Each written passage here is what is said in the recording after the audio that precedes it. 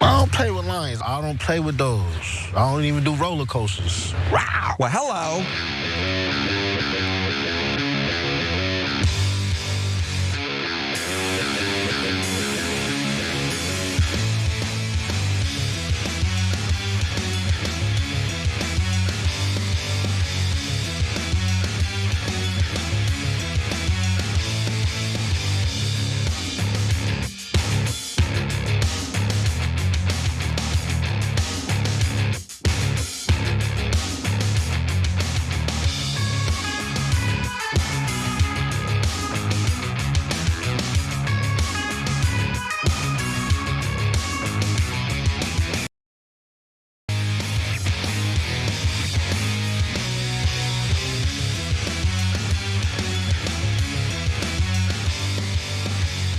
Welcome to TYT. I'm your host, Anna Kasparian. Jake Guger is out for the week, but we have a lineup of incredible co-hosts for the rest of the week, which I know you guys will absolutely enjoy.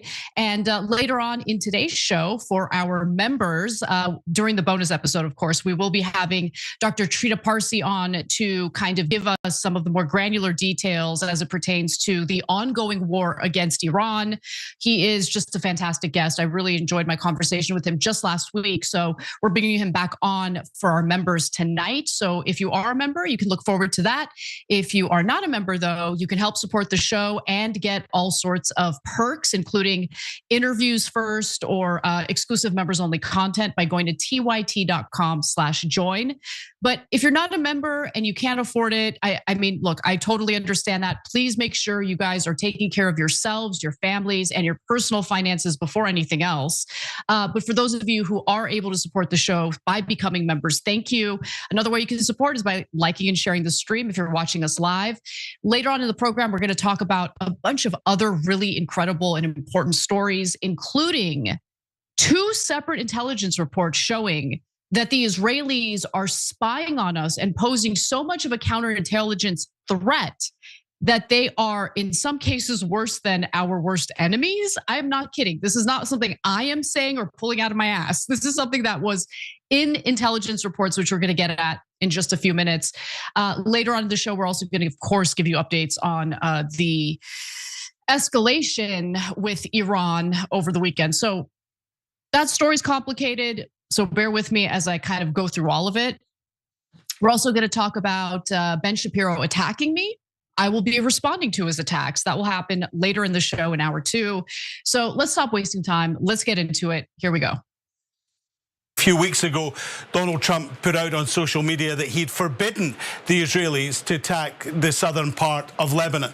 That had no impact. This is not a ceasefire. This is a return to war. We were told that he had said that the Israelis were going to turn their troops back from the southern part of Lebanon because he had spoken to Benjamin Netanyahu.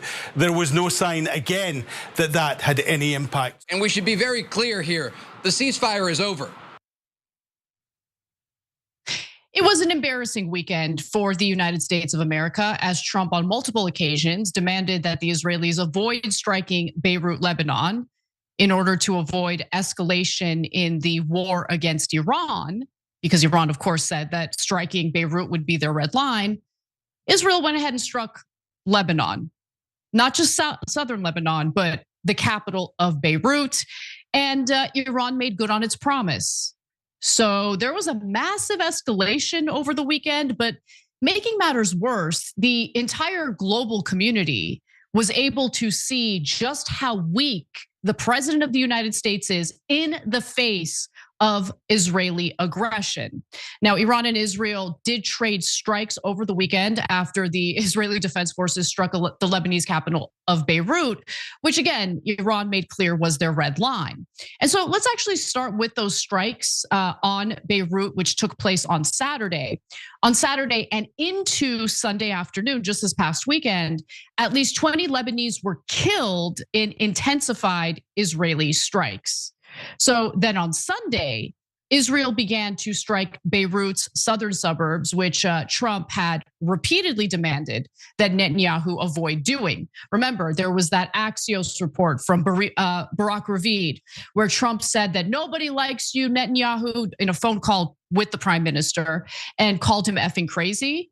Now, Trump later confirmed that he did in fact say that, but does that really matter when at the end of the day, the Israelis are gonna do what the Israelis want to do? And you, President of the United States, Donald Trump, you are still going to greenlight tens of billions of dollars in military aid and weaponry to a country, to a government that doesn't respect you, doesn't respect the American people, and only uses and abuses us in order to expand its borders and carry out genocide in some cases, as we're talking about Gaza, and all sorts of war crimes and atrocities in other parts of the Middle East, including attempting to expand into Lebanese territory. Now, here's what we know based on Dave DeCamp's reporting over at antiwar.com. 2 apartment buildings were struck in the suburb of Dahieh. These strikes were carried out without any advance notice for civilians to evacuate.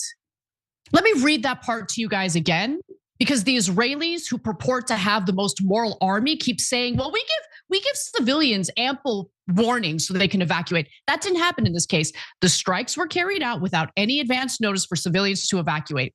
At least 2 people were killed in the attacks and 20 others were wounded. Remember, these are just the strikes in Dahieh, the suburb of Beirut. And that's according to the Lebanese health ministry. The wounded included at least 4 women and 4 children, because what would the Israelis be if they weren't attempting to slaughter women and children?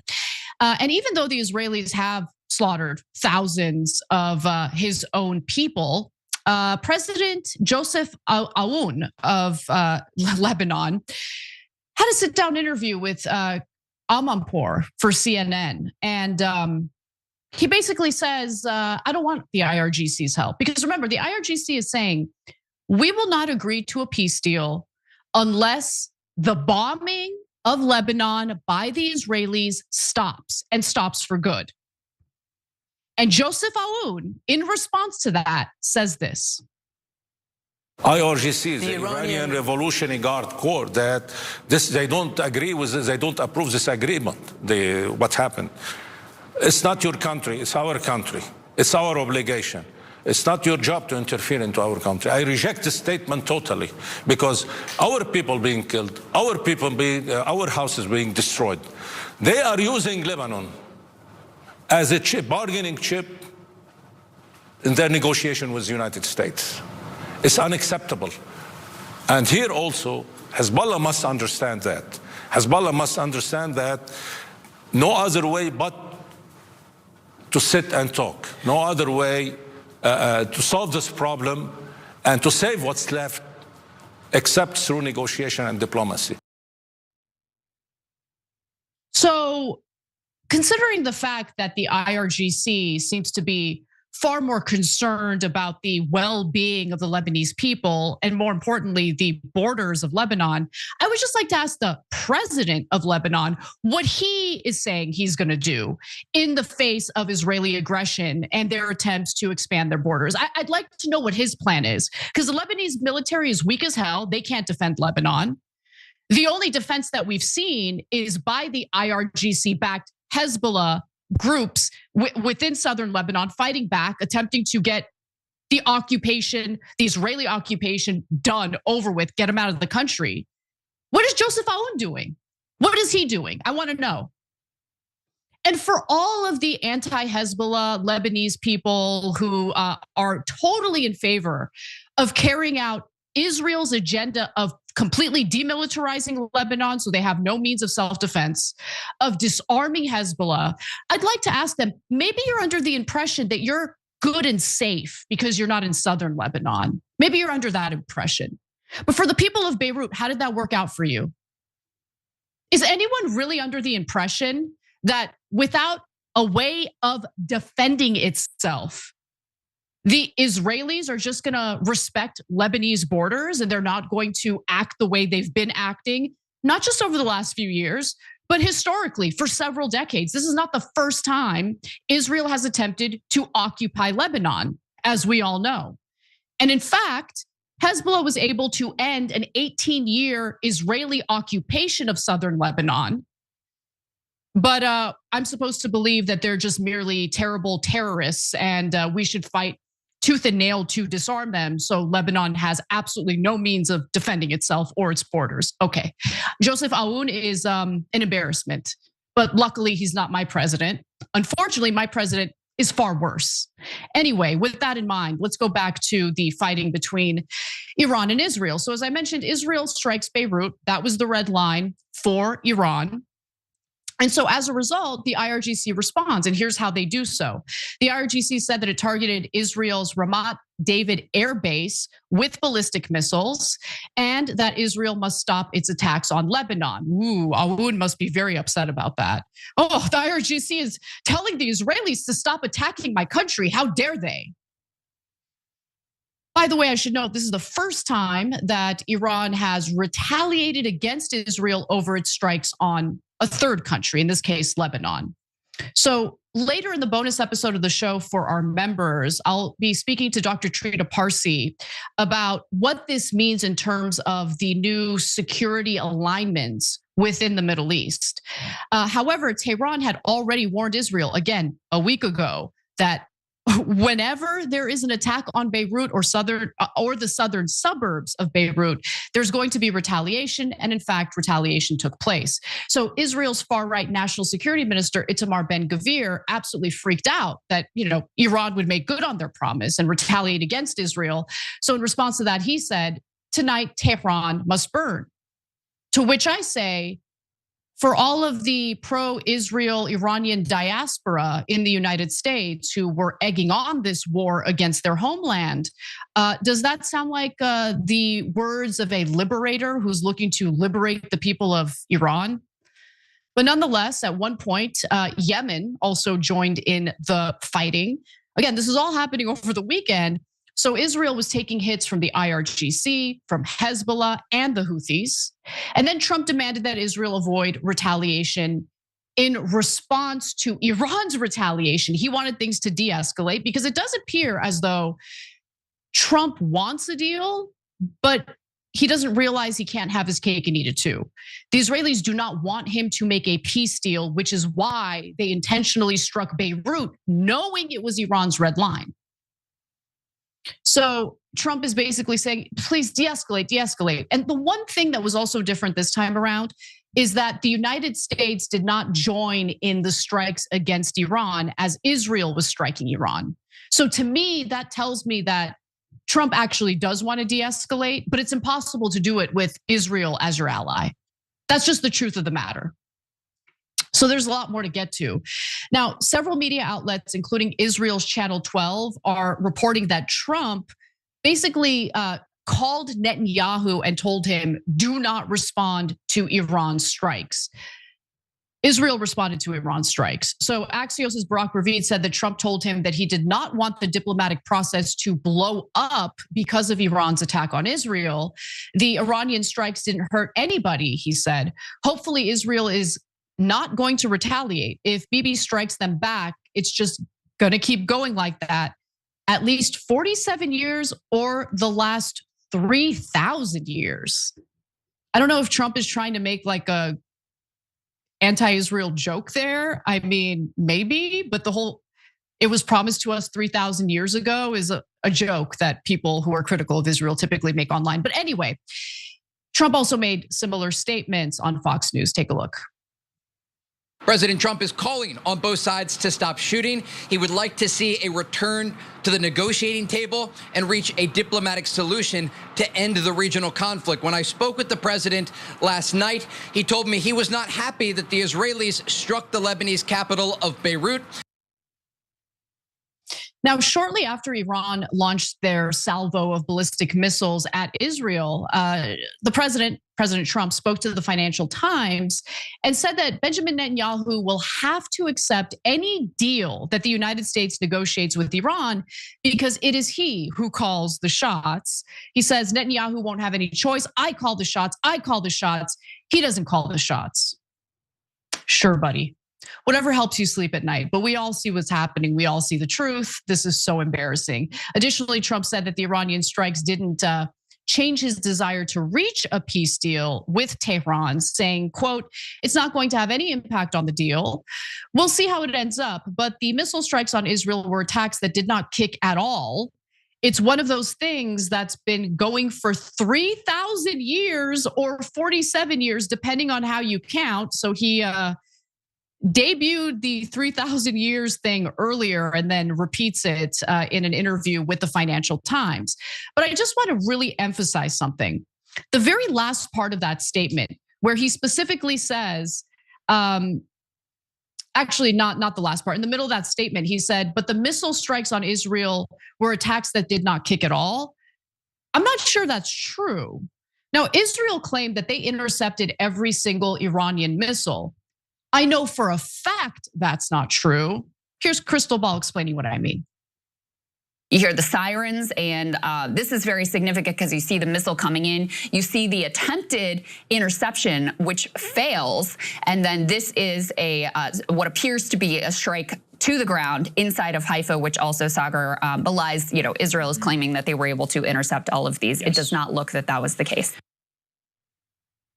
Now, we know that there's a pretty extreme censorship in Israel as it pertains to any damage or suffering that they have had to bear as a result of this disastrous and stupid war. But make no mistake, these interceptors don't work every single time. And aside from that, even when missiles are being intercepted, you have to think about the wreckage of those missiles falling onto, properties, potentially human beings after getting intercepted. Now, in the case of Israel, most people are sent over to their bunkers to await the attacks and then come out when it's safe. So we don't know if there have been any casualties. So far, I haven't seen any reports of casualties. But to say that every missile was intercepted is laughable because that's not the case. And more importantly, guys, Israel's running out of missile interceptors. And the missile interceptors they do have are not able to deal with some of the drones that Hezbollah is using against the IDF. So the way wars are carried out and the type of weaponry that's used is changing, evolving. And while Israel on one hand would like to pretend as though they are like the most powerful because they have a military superpower like the United States backing them, fact of the matter is the US has depleted its own weaponry. We have not kept up clearly with the impact of drone warfare as it's being used by Hezbollah and other groups. So that's making the situation a lot more complicated and a lot more dangerous for Israel as it continues carrying out attacks against its neighbors. So think about that. At one point over the weekend, they have the Houthis, the IRGC, and Hezbollah attacking at the same time. So I'd like to ask the Israelis, do you feel safe? Is this your idea of safety? Because all that Israel has carried out over the last few years has made Israel less safe. But who knows, maybe that was on purpose. Maybe, as Trina Parsi and I were talking about last week, that's going to be used as justification to potentially carry out a nuclear strike against the IRGC. Because remember, Israel does have nuclear weapons and it is an unhinged country that just carried out a genocide. And they have the audacity to fearmonger about the IRGC's non-existent nuclear weapons. But we continue. Because what this war has revealed more than anything to so many Americans and players across the globe is that, the US is much weaker in the face of Israel's demands, Israel's wars, Israel's aggression. In fact, Alan Fisher, who's the chief US correspondent for Al Jazeera, explains exactly what I mean in greater detail. Take a look at this. A few weeks ago, Donald Trump put out on social media that he'd forbidden the Israelis to attack the southern part of Lebanon. That had no impact. And then, of course, we were told that he had said that the Israelis were going to turn their troops back from the southern part of Lebanon because he had spoken to Benjamin Netanyahu. There was no sign again that that had any impact. So when Donald Trump makes these statements, it's clear that the Israelis may be given tacit agreement on the phone but their operational procedures are much different. And again, the idea that Donald Trump could, in his words, call the shots and accept Benjamin Netanyahu, force Benjamin Netanyahu to accept any deal that is done with Iran, doesn't quite understand the politics in Israel, and particularly the opposition that Netanyahu would face if he was seen to be doing the United States bidding. In fact, one leading opposition leader has said in the last few hours that it would effectively reduce the idea of Israel not being a sovereign state to a mere satellite of the United States. Did you guys catch that? Did you catch how insane and insulting it is for Israel to bitch and moan about its own sovereignty, and how the Israelis demand to carry out warfare however and whenever they'd like without the US weighing in? Okay, then how about you guys stop taking our money? How about you guys stop engaging in weaselly behavior to try to merge the disgusting, bloodthirsty IDF with our own military? It's amazing to me. It's like they're constant. Netanyahu keeps visiting the United States with his freaking handout, okay, like a freaking freeway off-ramp panhandler. And then they have the audacity to be like, oh, our sovereignty. A sovereign country can defend itself. So if you can't defend yourselves without US money and US weaponry being handed to you like a gift, then you're not a sovereign country. The second they stop accepting our money, the second they stop demanding aid from the United States, then maybe I'll respect Israel as a sovereign country. For now, though, Israel should be considered our bitch. Instead, the United States is Israel's bitch. How does that make sense? How many Americans are happy with the fact that we are shelling out tens of billions of dollars to be Israel's bitch? So meanwhile, US sovereignty apparently doesn't matter at all. And Israel did retaliate and started striking Iran. But today it appears that things have kind of died down a little bit. And I think Trump's unwillingness to join in on the strikes against Iran does have something to do with it. So I'm fair, okay? I loathe what he has done to this country. I loathe his foreign policy. But in this very narrow area, I will give him credit for not striking Iran alongside the Israelis, because that would have escalated the situation. Now, Netanyahu, by the way, let me just say, Israel dispatched jets overnight that hit Iranian air defense systems, and of course, a chemical plant in the Mashhar region, and that's according to Israeli officials. So they went after a petrochemical plant. Great, that's going to definitely further impact the economy, not just for Iran, but globally. And then Netanyahu justified their attacks by basically saying the only thing he knows how to say, or the only thing he knows how to do, which is lie. So pay close attention to what he says here and how insane, unhinged, and contradictory it is within the same sentence. Take a look. Overnight, Israel carried out historic first blow to prevent a nuclear attack on Israel. I reiterate my commitment. Iran will not have nuclear weapon. You struck Iran to prevent a nuclear attack, and then proceeded to say Iran cannot have a nuclear weapon. Okay. Total clown show. Total clown show. By the way, there are some reports now within Israeli media, of course, about how the Israelis might turn on Benjamin Netanyahu in an effort to rebrand themselves as individuals who are not genocidal monsters. It wasn't Israel's fault. It's just this bloodthirsty, disgusting prime minister that we had. It's not going to work because it's not just Benjamin Netanyahu, okay?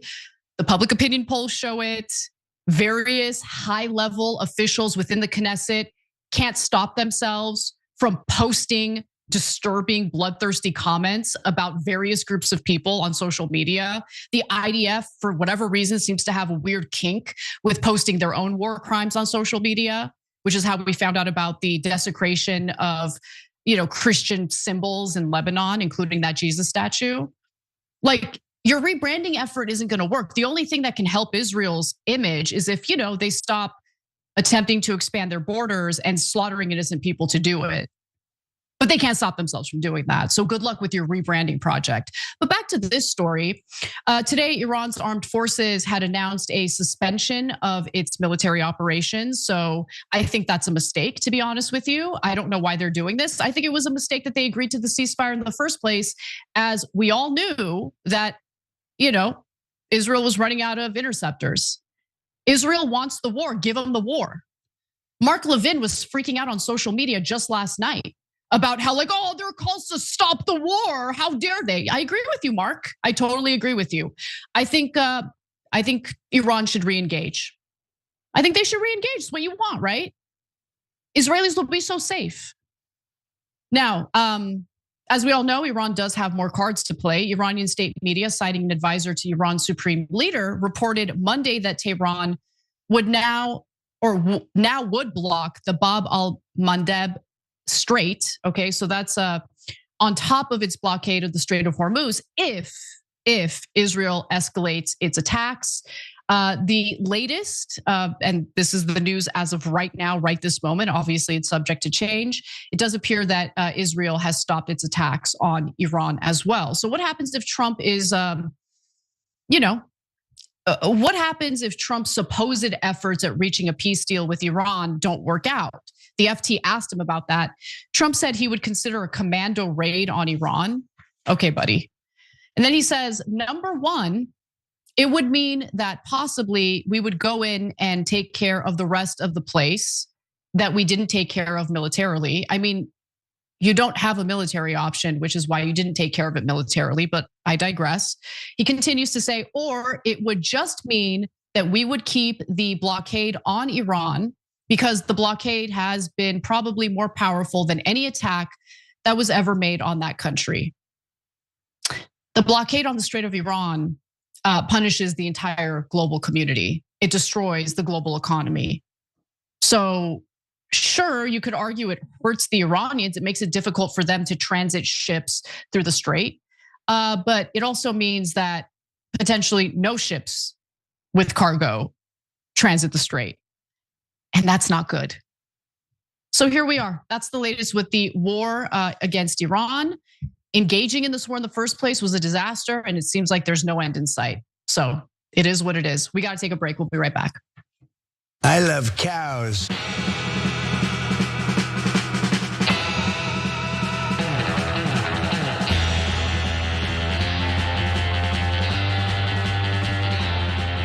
All right, everyone, welcome to our first social break of the day. That was a quick turnaround, huh? Quick turnaround, you see me.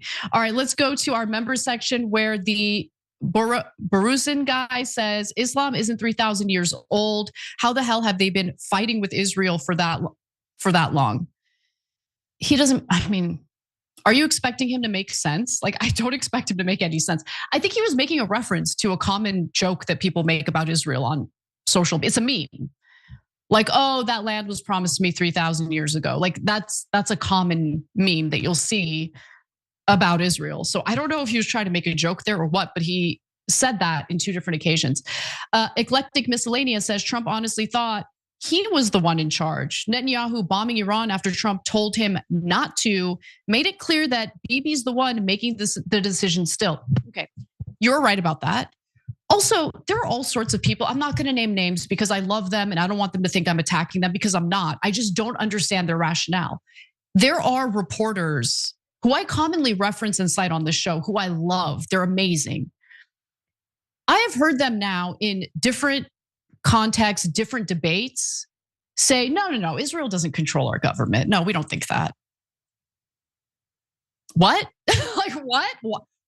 Elaborate, please. How can you make that argument when Trump says don't do this and then Netanyahu does it? How are you going to argue that when Trump says we're close to a peace deal and then Netanyahu, along with the Israelis, do anything and everything necessary to sabotage peace? Come on, please. I'm not buying it. Anyway, we got to get back to the show. I want to read a few more of your comments though, so stick around.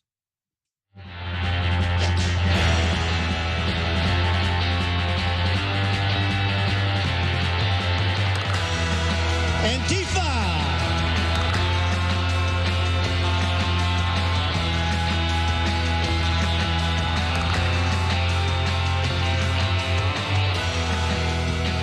What's up, everyone? I want to tell you a little bit about our sponsor, Shopify. So if you are a business owner and you want to simplify your, business stuff, the easiest way to do it is by, signing up for Shopify.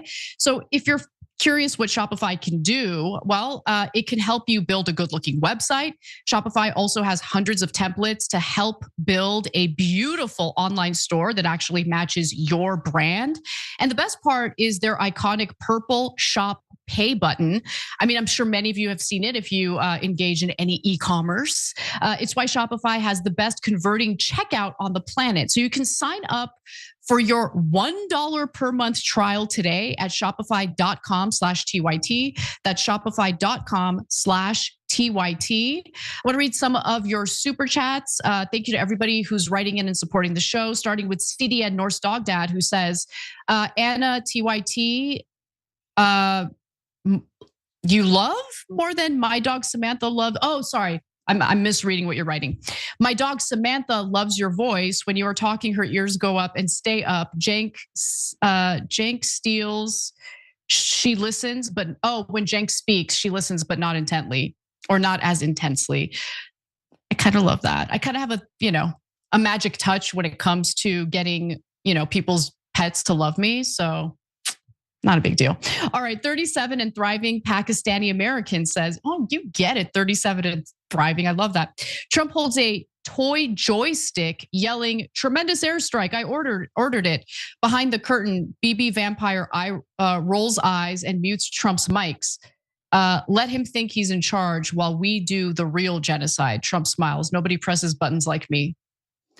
I mean, it's not that off. That does appear to be what's happening here. 37, thriving Pakistani American further writes, Trump whispers, I gave Bibi my heart. Bibi blows a kiss, pockets a $20 billion weapons check, and tells his generals, quote, keep stroking his ego. He thinks we're eloping, and he's just my weaponized sugar daddy. Jesus Christ. That's pretty hilarious.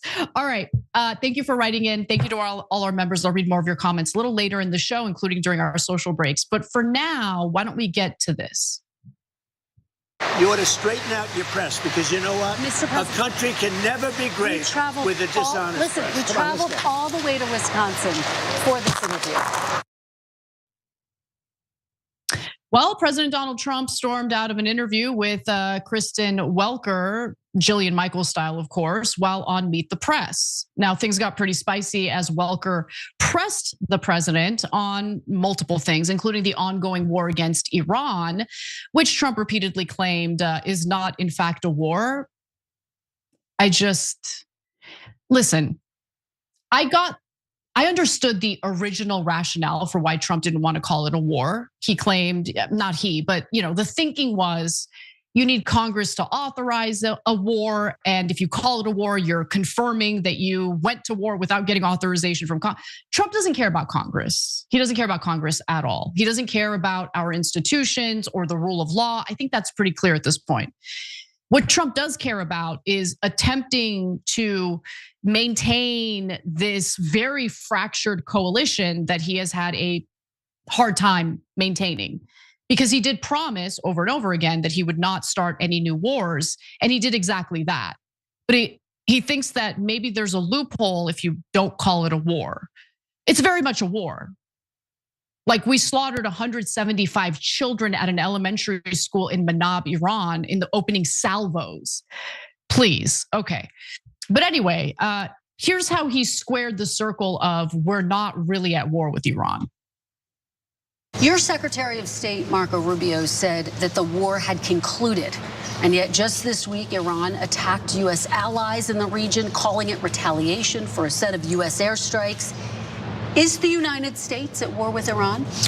Well, they've been largely decapitated, and I call it a military exercise because people would rather have it called that. It's not a big war for us. It's not. We have the most powerful military in the world. I built it. There is a naval blockade in place, which technically is an act of war under international law. So is this a war as long as there's a naval blockade in place? Well, we have a blockade. It's been extremely effective. And the reason we have it is they try to blockade, and now we blockaded them.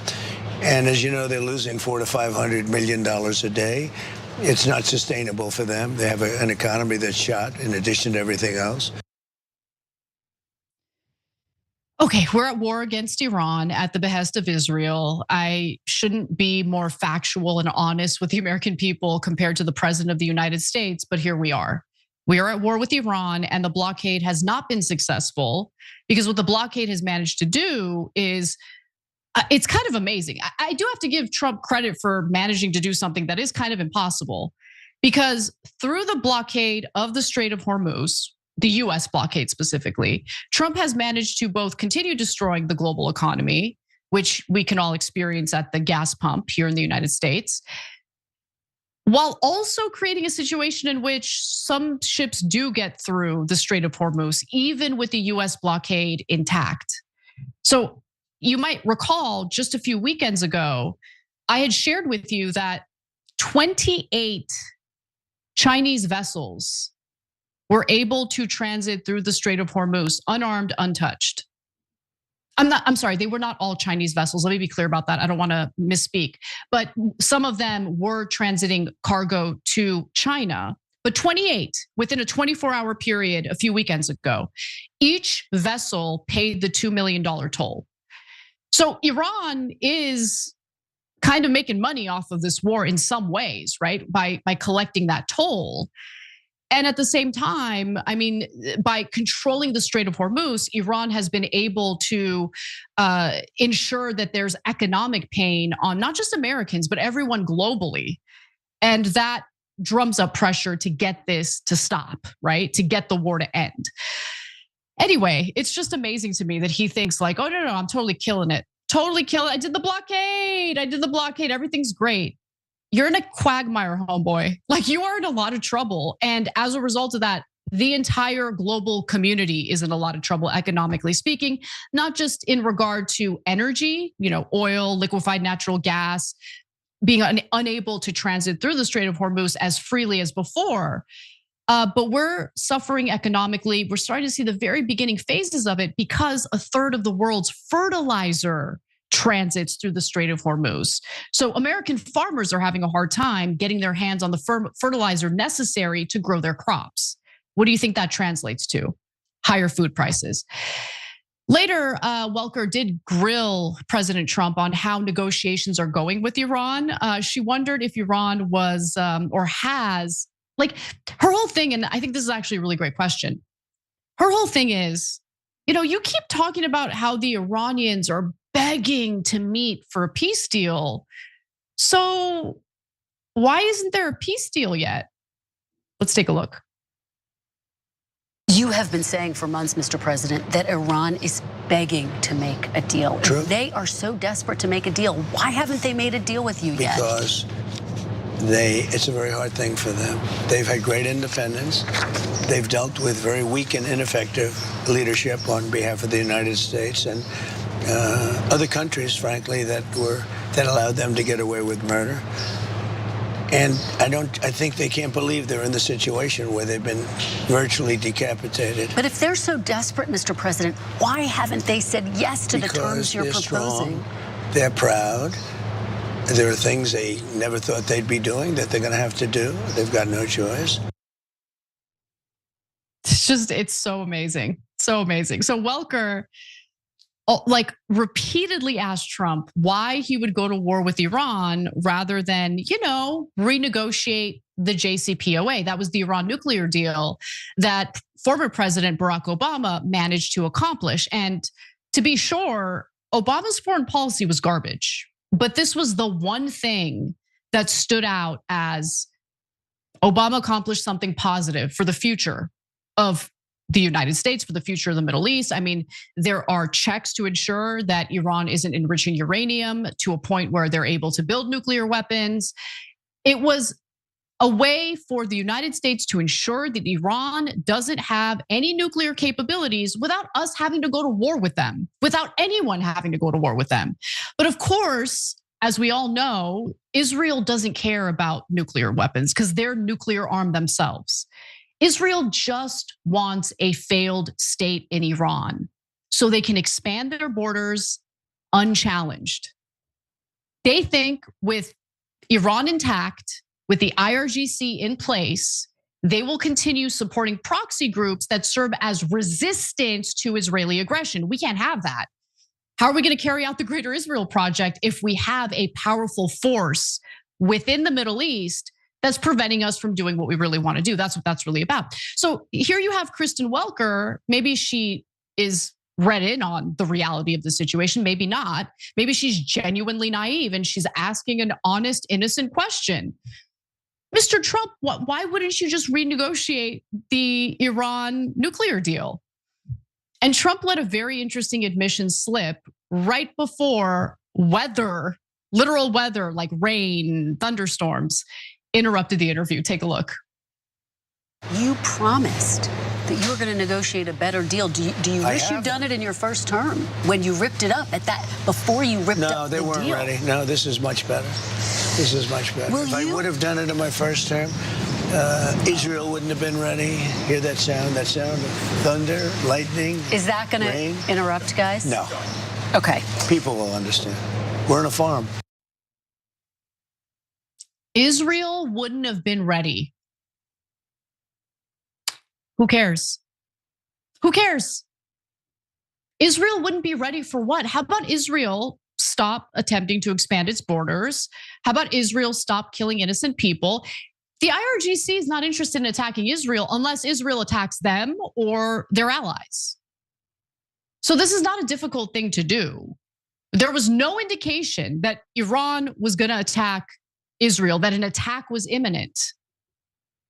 But Trump was stupid enough to get goaded into a war against Iran at Israel's behalf anyway. I don't give a damn about what Israel is or isn't ready for. This is Israel's mess. This is also the United States' mess, thanks to our gullible, idiotic, incompetent president. And now we're in a quagmire. So if you're going to allow the desires and the wants of the Israeli government to lead your foreign policy, then you're going to make the worst decisions. And that's what we're seeing here. Neither Trump nor Welker followed up on that topic, but Welker did press Trump on his promise during his campaigning, of course, to avoid starting any new wars, which Trump is now claiming he never stated. So you're saying you didn't break your promise, and yet, Mr. President, in your first term, you held to that promise, and it was so fundamental to who you were as a candidate to a first-term president. What changed? Because you insisted no new wars. First of all, I didn't guarantee no war.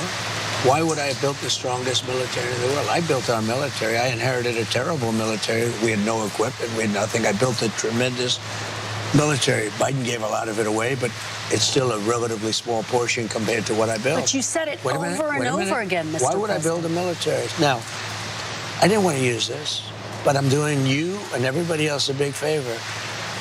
In the midst of the greatest stock market in history, in the midst of the most successful country, because as you know, in the last term, we were a dead country. Trump not only claimed multiple times, repeatedly, that he would start no new wars. He also falsely claimed that he ended like 8 wars, which wasn't true. He failed in ending the war in Ukraine. And the other thing that he lied about on the campaign trail is he claimed that he wanted to get rid of waste, fraud, and abuse, including in the Pentagon. But that didn't happen, did it? Instead, we got a president who is saying to the American people and to Congress that $1 trillion allocated for the National Defense Authorization Act, the Pentagon funding bill, not enough. $1 trillion, not enough. He's asking for $1.5 trillion. He is a liar. And the American people who voted for him, unfortunately, did get hoodwinked. Some people have woken up. Others have decided to remain in the cult as they pay those exorbitant gas prices at the pump and experience what we're all experiencing at the grocery store. Congratulations. I hope you're enjoying your little cult. We got to take a break, but when we come back, I want to tell you about the second half of Trump's interview with Welker, because they got into some other topics, including rigged elections. Oh, you don't want to miss that. That's when he started to get real irritated and eventually stormed off the set. So stick around for that. We'll be right back.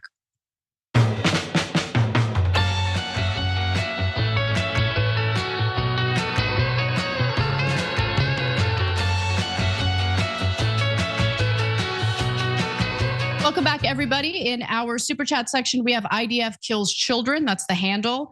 Why do Israelis spit on Christians in Israel? We need to ban Metzitza. Oh, yeah, I know. Oof. Okay, so this person is talking specifically about, I don't know how common it is, to be honest with you. I remember covering a story about it years ago, but it's direct oral suctioning of the foreskin of babies when they're doing circumcision. Anyway, there have been cases of infants getting diseases from that, and they should ban that practice, in my opinion. Anyway, I don't want to talk about that or think about it. It gives me the creeps. Okay, and yeah, it gives me the creeps. I get it. It's a religious practice. I don't give a damn. It is super creepy and should not happen. Okay, you shouldn't have adult men doing that to infants. All right, let's go to our members. Sorry, like that really threw me off, and I just, ugh. All right, so let's go to YouTube members, where Mark Francis says the US needs to stop giving Israel guns and money. The US is allowing this disqualifying behavior. Yes, absolutely, I agree with you.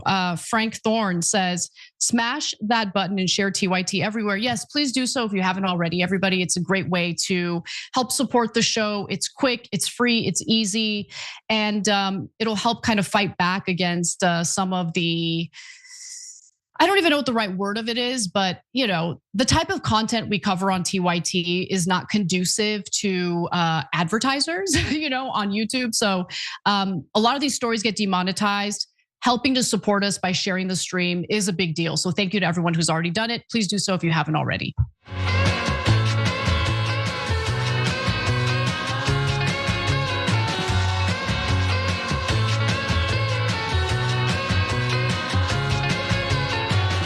I love cows. We're on a farm.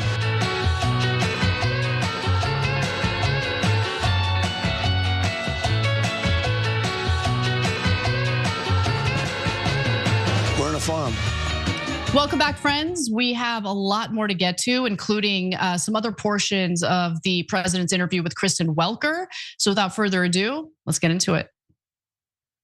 You ought to straighten out your press, because you know what? Mr. President, a country can never be great with a dishonest Listen, press. we traveled all the way to Wisconsin for this interview. President Trump had a contentious interview with Kristen Welker on Meet the Press. Not only did they talk about Trump's pretty disastrous foreign policy, where he managed to contradict himself again and again, they also talked about rigged elections. Now, the interview started to break down when Welker asked Trump about the $1.8 billion anti-weaponization slush fund that it appears he's now backing off of because of Republican opposition.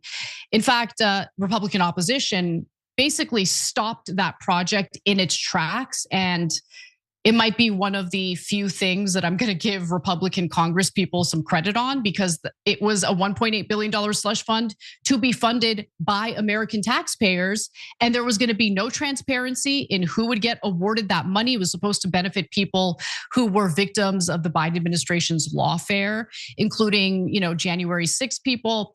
But nonetheless, that slush fund doesn't appear to be happening. Then the wheels really started to come off during this interview when Trump got into his usual complaints about the 2020 election. I can't believe he's still getting into it, but he does.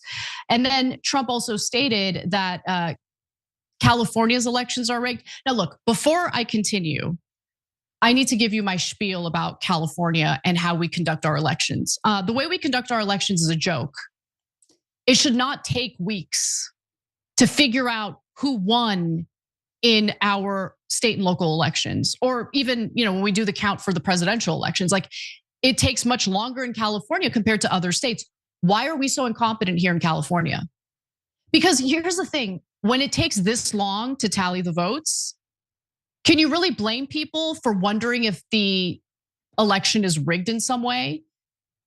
So I'm going to explain to you why it gives the appearance of rigging in just a moment.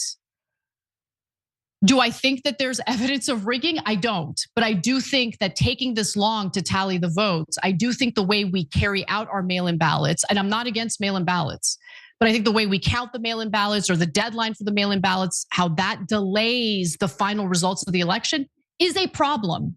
And so I actually do sympathize with people who are very upset, including Republicans across the country who are like, I don't know, is that mayoral race in California rigged? I do not believe it's rigged, but I do think that the way we do things here in California is ridiculous, absolutely ridiculous. We're supposed to be the wealthiest state in the country. What is this? Anyway, now Trump states that California's state elections are rigged without any evidence. And for context, voting closed last Tuesday, and California is still working on counting the ballots, believe it or not. So the Los Angeles mayoral candidate, who you might be familiar with, Spencer Pratt, former reality star, he's the most right wing of the leading candidates. The others include incumbent mayoral candidate Karen Bass, who has been disastrous. And then the other challenger is Nithya Raman, a current city council member who is even more disastrous than Karen Bass. Yeah, I said it. I live in her district. I'm not interested in hearing anyone from Brooklyn tell me she's amazing. She's not amazing, okay? Under her leadership, the same corner in my neighborhood has seen endless drug overdose deaths. This woman lives in a freaking ivory tower, giant mansion in Hollywood with her TV writer husband, and has the gated, by the way, lots of security, and then has the audacity to tell Angelenos that we don't need cops. She's a joke. She's a joke. But hey, since she's the most far left, we're just going to assume that she's a better candidate. All the candidates, not my favorite. I would rather have Karen Bass reelected than have Nithya Raman. Nithya Raman needs to go. That's my view of Nithya Raman. Total disaster. And I do not like Karen Bass. So this gives you a sense of how much I've loathed Nithya Raman's leadership here in the district she represents, the district I live in. And if you're an Angelino living in Beverly Hills or West Hollywood and you're not a victim of her leadership, I'd like you to shut up. But anyway, let's keep going. So basically what ended up happening was after the election day, it appeared that Spencer Pratt was gonna have a face-off with Karen Bass, right? So Karen Bass had the most votes. It looked like Spencer Pratt had the second most votes. Since it didn't look like Karen Bass was gonna get 50% of the votes or higher, there's gonna be a runoff between the two best performing candidates, right? It looked like it was gonna be Spencer Pratt and Karen Bass, but as they were reading or counting more and more of the ballots, it turns out that Nithya Raman pulled ahead. And now Pratt is stating that the election was rigged and Trump is echoing those claims. I, again, do not believe the election was rigged. We live in a very, very blue part of the country.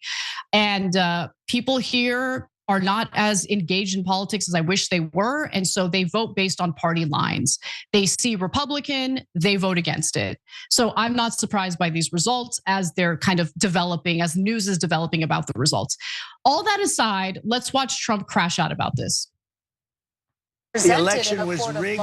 It was a dirty election. And it's happening again right now in California. Presented evidence. It's happening right now in California. Right now, look at what's happening in California. To that? It's the 4 Republicans days. are doing well in California. No, they're not. They're dropping fast because it's a rigged election. But you've never presented evidence that it was rigged. Let's keep talking about. I want to talk about Todd. You have more evidence. There's more evidence than ever presented. Let's talk about your elections in this country. We're like a third world country.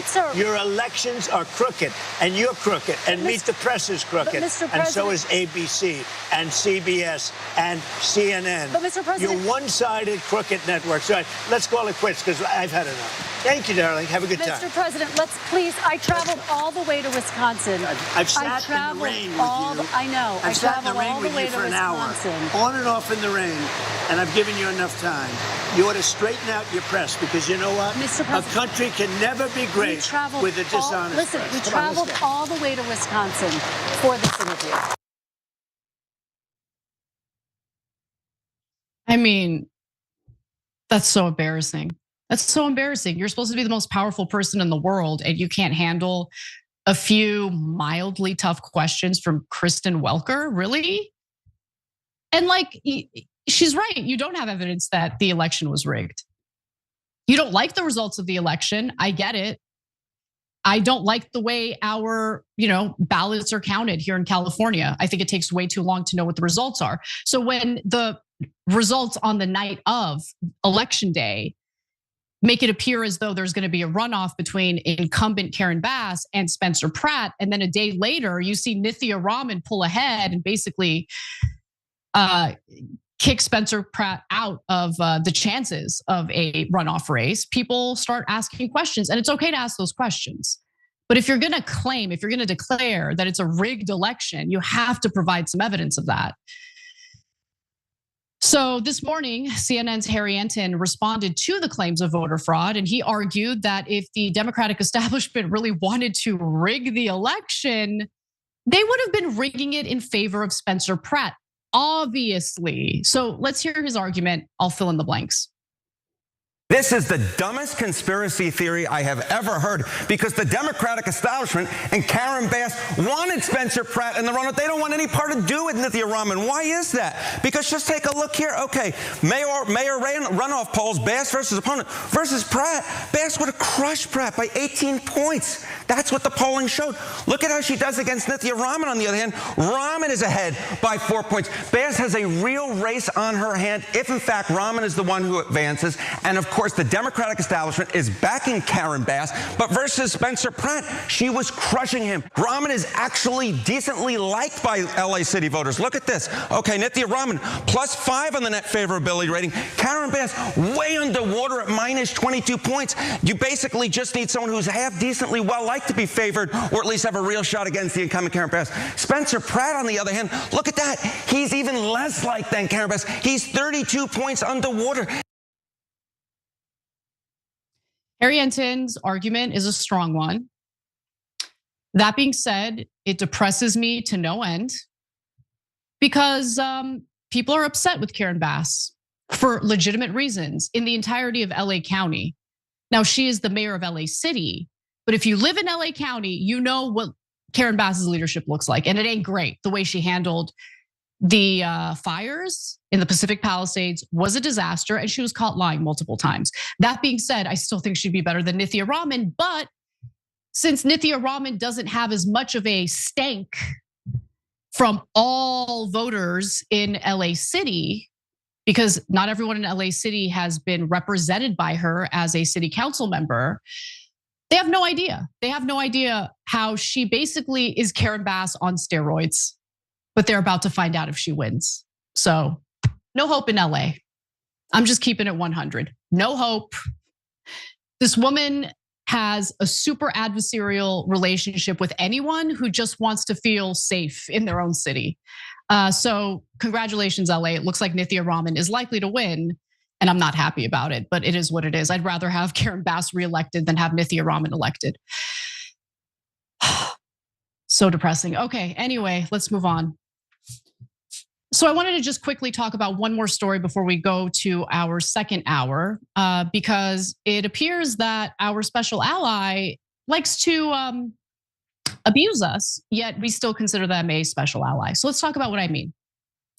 Israel has been intensifying its spying on US officials, and that's according to recent intelligence reports.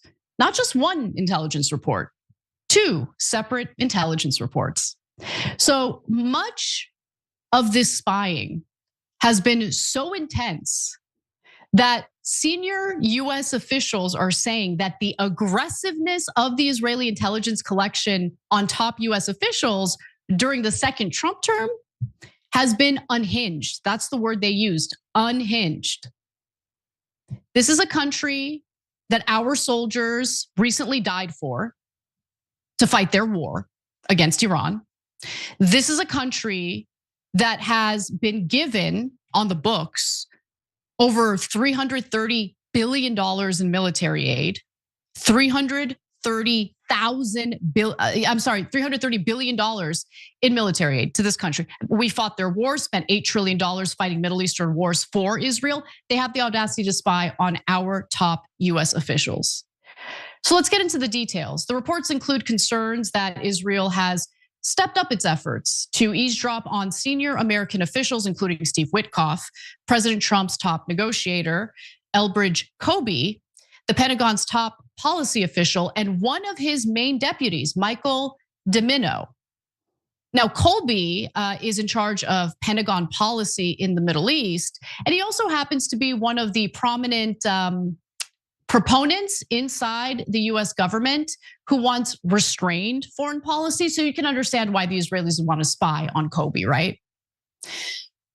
The report says that counterintelligence incidents began increasing in late 2024, which is perfect. Trump had just gotten elected, so they can look forward to getting away with murder with absolutely no repercussions or, consequences. Biden wasn't much better. The Biden administration did press Israel, by the way, to curb some of their genocidal acts in Gaza. So that was actually what sparked intensified Israeli spying on the United States. And then it continued into 2025 as the Trump administration weighed plans or weighed options on attacking Iran. So this is our special ally. Now, last year, officers from Shin Bet, Israel's domestic intelligence agency, were discovered to have tried to plant a listening device in a Secret Service vehicle. Why would they do that? Could it be to spy on the president of the United States? Special ally, right? Super special ally, trying to bug a special, service vehicle. A Secret Service vehicle, I apologize. Then there was also a separate intelligence report. This one was done by the Defense Intelligence Agency, along with other military intelligence officers. This report said that the counterintelligence threat level posed by Israel had been increased in recent weeks to the top level from high to critical. The report outlines various efforts by Israel to spy on American military personnel and government officials. By the way, I don't know if you guys ever make any note of the sources that I'm citing in these graphics, but let's put that last one up again because I want to make sure you know where this is coming from. It's not coming from some dissident website. It's not coming from The Intercept. It's not coming from Glenn Greenwald. This is the New York Times. This is the New York Times reporting it. Barnes and Schmidt, they put this piece out over the weekend. NBC News is the second legacy media outlet to also report a very similar story. So what, are the Israelis gonna now claim that the New York Times is a pro-Hamas rag? Is that what they're gonna claim? A paper that has provided cover for Israeli aggression, war crimes, genocide over and over and over again? Is that what they're gonna claim? And by the way, this isn't in the opinion or column section. This is straight news reporting. But I continue. Now, what else do we know? Well, American defense personnel in Israel detected that software to tap their communications had been surreptitiously installed on their phones.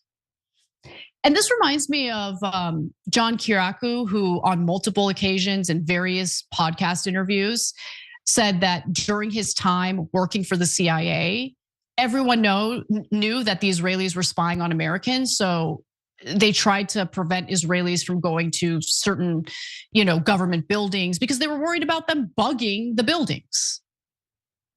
How is that a special ally?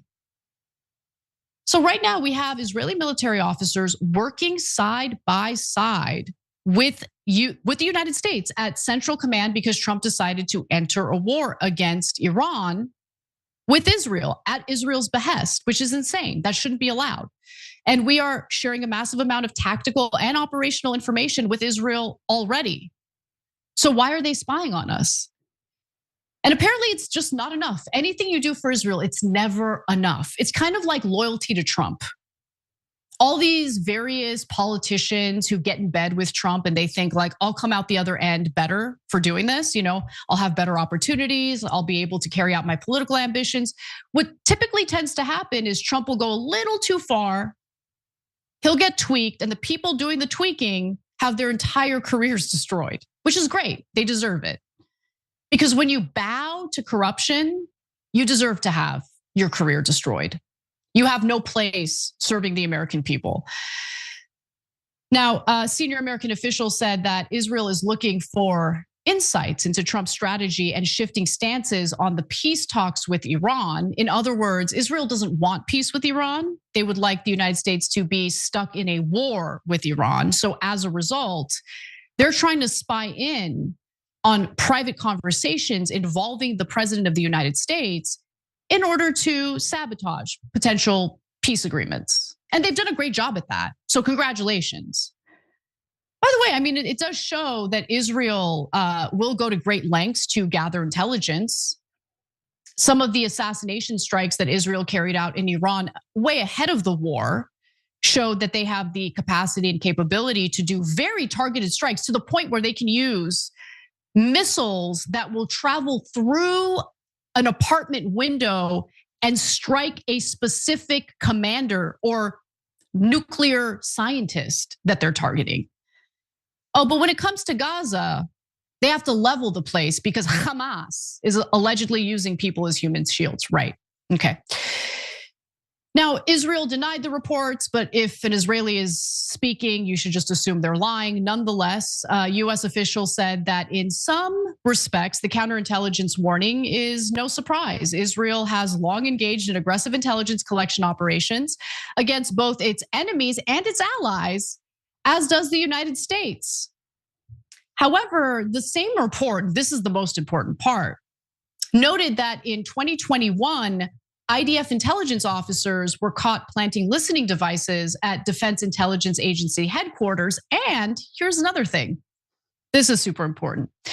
Israel's counterintelligence threat level is now higher than any other ally and higher than some adversarial countries, meaning in some cases, Israel spies on us more than our own enemies do. And that's supposed to be a special ally that we have sacrificed blood and treasure for. So if you're wondering whether the Trump administration has sold us out, oh yeah, they sold us out. It's just that they've done it at a more extreme extent compared to previous administrations who also sold us out. So the real question here is, what are Americans gonna do to get their country back? Because what we've been doing hasn't been working. And so if your first reaction to building coalitions to do something about this is absolute disgust and disdain, how about you step aside? Because the real Americans who actually wanna do something to protect this country and its sovereignty are ready to fight, ready to get together, ready to find solutions. I can't stomach living like this, knowing that our hard-earned money is going to a country that should be considered an adversary. That does it for the first hour. When we come back, there's so much more to get to. I definitely have a jam-packed rundown for you guys. So stick around. I'll talk a little bit about warrantless wiretapping on American citizens when we return.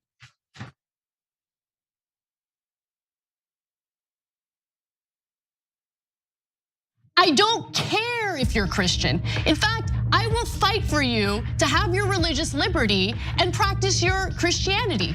I believe in that.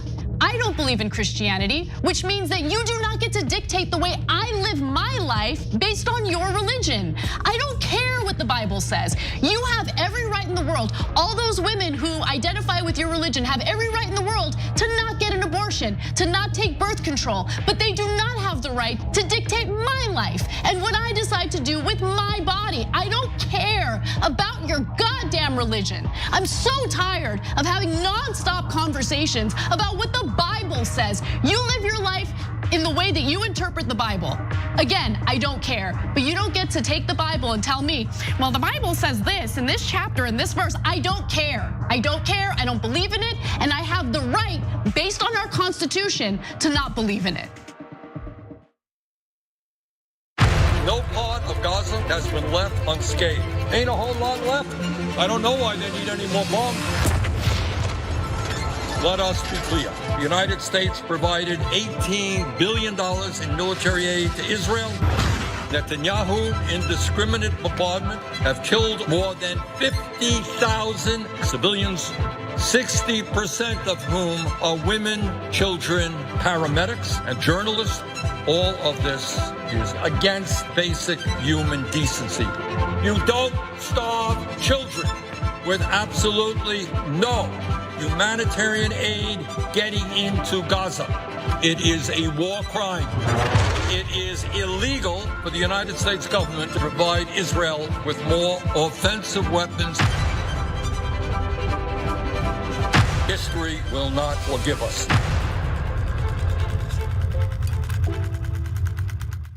We've been on our phones too much. I feel like we just need to touch grass or something. I told you. I mean, you know what? Let's actually do it. Let's touch the grass. Whoa. Andrew Yang? It's not racist, right? It's him. Yes, it is I, Andrew Yang, out here giving money away as usual. Wait, but literally? Do you use a phone?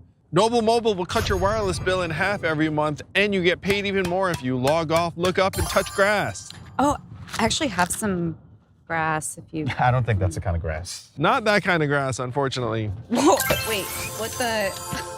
Whoa. I guess that kind of grass works too. All grass works. All grass and we get cash? Wait, did you see that, babe?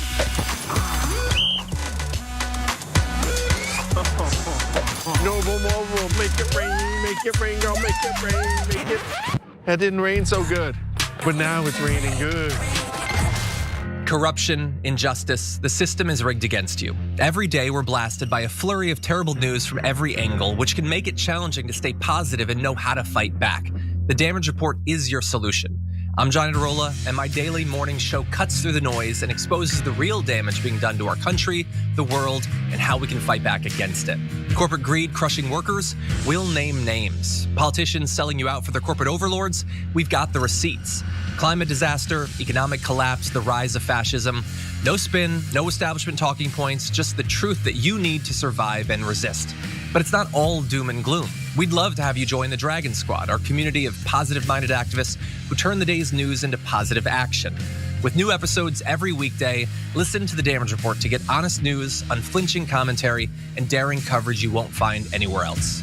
Listen to The Damage Report on Spotify, Apple Podcasts, or wherever you get your podcasts, because understanding the damage is the first step to fixing it. We're on a farm. Have you been there?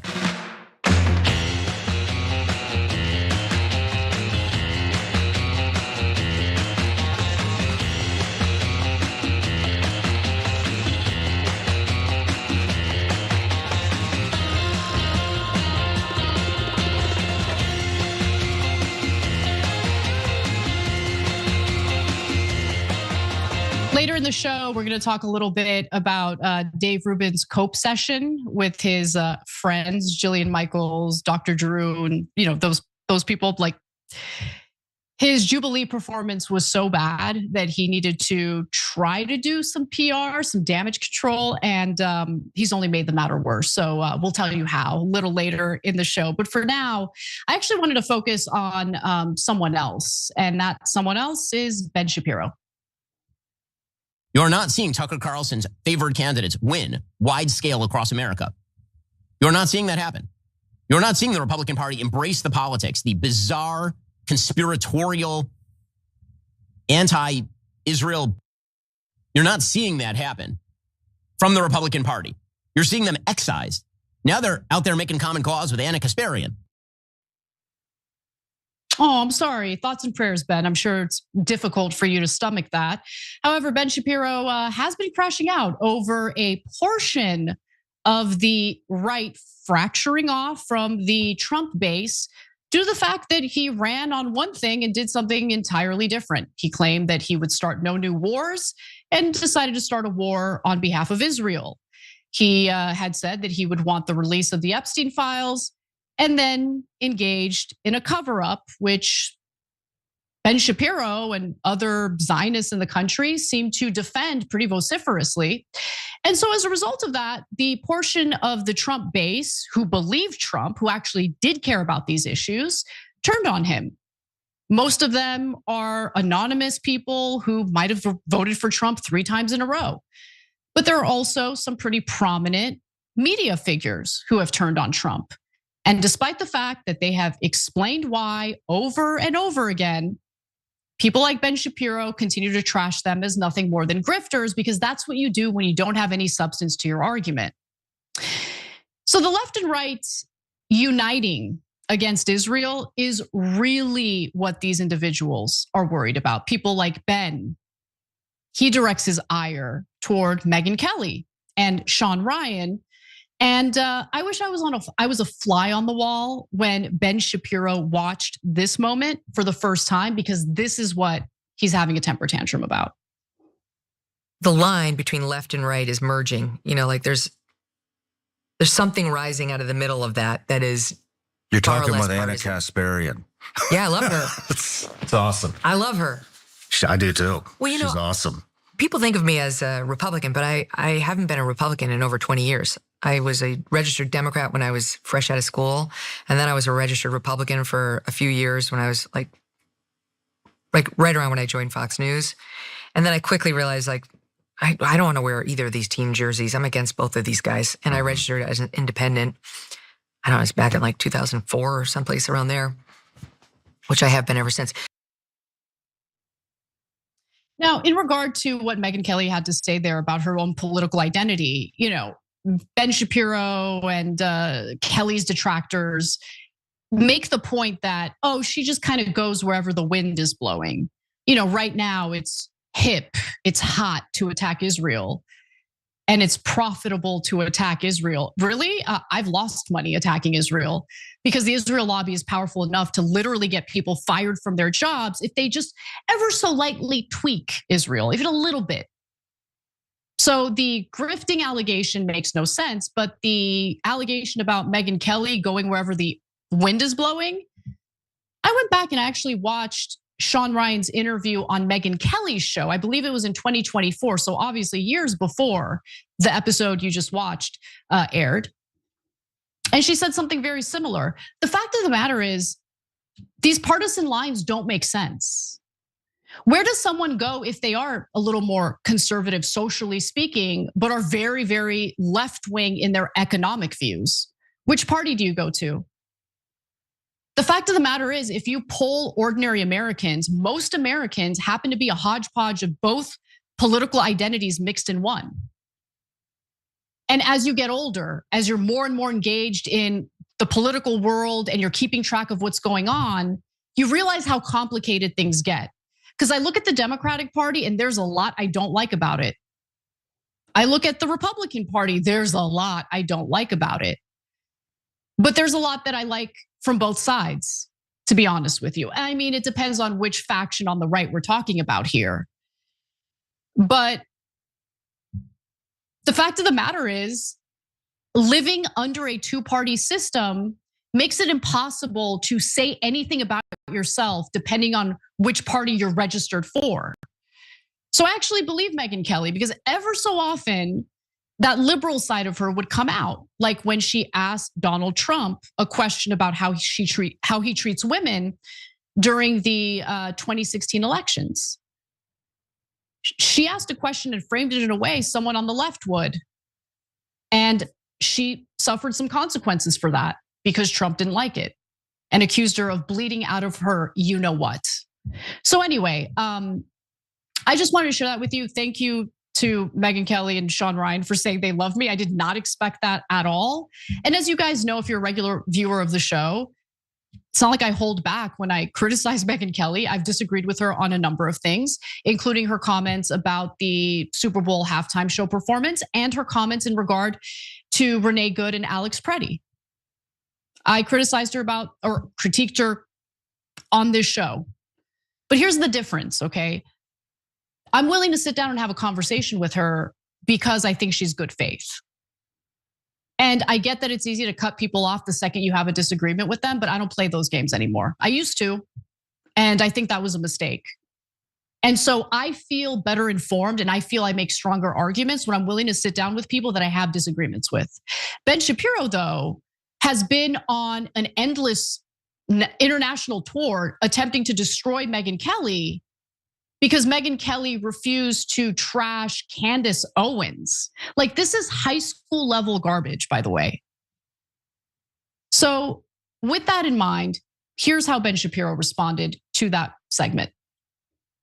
Megyn Kelly appeared with Sean Ryan. So Sean Ryan is a conspiracy-ridden podcaster, for those who don't know. He's kind of one of these podcast bros who doesn't know anything, but purports to have conspiratorial knowledge over world events, despite the fact that his political takes are, shall we say that they have the informed maturity of a potato? So Megyn Kelly and Sean Ryan, who again are making cause with Anna Kasparian. Anna is as pro-abortion as it is possible to be, as pro-anti-American regimes as it is possible to be. But at least she hates Israel, which is the real thing that Megyn is doing right here, because she believes that that is the future wave. They're all going to make common cause. They will form a new, when they say middle, they mean a new fringe. You know, Megyn Kelly actually did not turn on Israel until like the Israel lobby and people like Ben Shapiro started hounding her for refusing to reject Candace Owens, refusing to purge Candace Owens from her life. You know what that did to Megyn Kelly? That made her question whether she might have been misled about Israel. And then she started doing a little more digging than she typically would do. Because remember, she came up over at Fox News, where there's like wall-to-wall pro-Israel propaganda.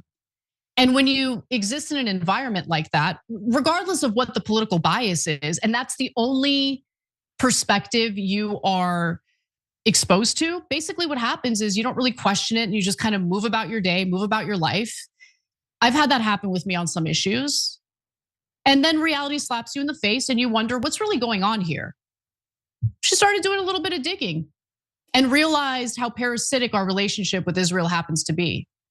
And I commend her for that because she has taken a lot of pain, a lot of attacks for looking into it and saying, I think I was wrong. I think I changed my mind. I think I was misled into hating Muslims. And Shapiro, he like that. Now let's go to Sean Ryan for a second, because first of all, Ben Shapiro calling Sean Ryan an unintelligent person who has like the brain of a potato is hilarious to me, because Sean Ryan was literally he's a former Navy SEAL, number one, which is no joke. That's definitely an accomplishment. And I don't listen to every episode of his podcast, but I listen to a lot of it. He does not have the cognitive abilities of a potato. And his show is not about conspiracy theories. His show is actually about reaching out to veterans who are struggling with various struggles, whether it be PTSD, whether it be adjusting or having a difficult time adjusting to life after service. He also talks about the Epstein files. I think that's probably what Ben Shapiro was referring to when he talks about conspiracy theories. But one thing I know about Sean Ryan is he means what he says, and he cares deeply about doing something about child sex trafficking. So when it became abundantly clear that the Trump administration was engaged in a cover-up as it pertains to the Epstein files, he was upset. Because guess what? He's actually an honest person who means it when he says he cares about something. Shapiro only cares about one thing. We all know that. And we all know that because for a guy who claims, I hate America, he has no problem calling for all sorts of policies that are beneficial to a foreign country at the detriment of the American people. I'll give you a few examples. Ben Shapiro likes to fancy himself a fiscal conservative, but he's only a fiscal conservative when it comes to Social Security, a program that we, the people, have paid into, that we fund. He says, it's contributing to our deficit. It's contributing to our debt.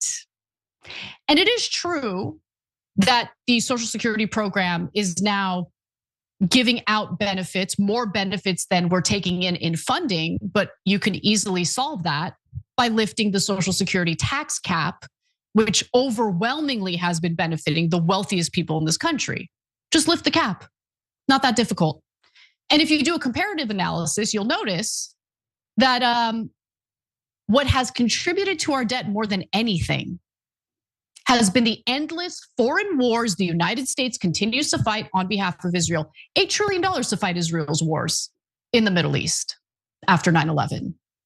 And that tally keeps increasing, of course, as we fight Iran on behalf of Israel. So explain to me how Ben Shapiro loves America more than I do when he wants to deny the American people the very benefits that they paid into. But you'll never hear a peep when it comes to funding Israel's wars. That money is well spent, isn't it, Ben? There's more. There's more. Let's talk a little bit about what Ben had to say in regard to the Republican Party and their views on Israel, because he's wrong. Okay, in fact, Pew Research, this is a survey that we've cited many times, but 60% of US adults have an unfavorable view of Israel, according to Pew Research, up from 53% last year. In both political parties, Democrats and Republicans, majorities of adults under the age of 50 now rate Israel and Netanyahu negatively. Convenient that he left that out of his commentary, right? In fact, Brookings just put out a new survey, a poll to gauge how Americans are feeling about the Iran war. Let's focus on Republicans because what they had to say was super revealing. So the question is, in your opinion, what has been the overall impact of the war so far on American interests at home and abroad? American interests, not Israeli interests, American interests.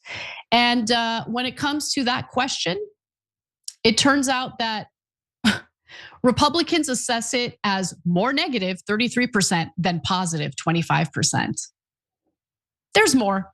Let's look at the next one. In your opinion, what has been the outcome of the war that the US and Israel initiated on Iran on February 28th, 2026? I'm gonna focus on Republicans because that's what we're debating about here, right? So 39% of Republicans say that the US has already won the war, which is laughable. 39% is a very small percentage of Republicans. 1% say that Iran has already won the war or is winning. 24% say neither side has won or is winning. 16% say it's too early to say. 21% say I don't know. So this idea that you have a united front in the Republican Party as it pertains to their perception of Israel, their support of Israel, Ben Shapiro is wrong, and he knows he's wrong. And he's lashing out because he's seeing prominent people on the right, media figures who have some of the top podcasts and shows in the country, speaking out openly against the precious country that he loves, obviously more than he loves America. Other things that I just want to mention real quickly.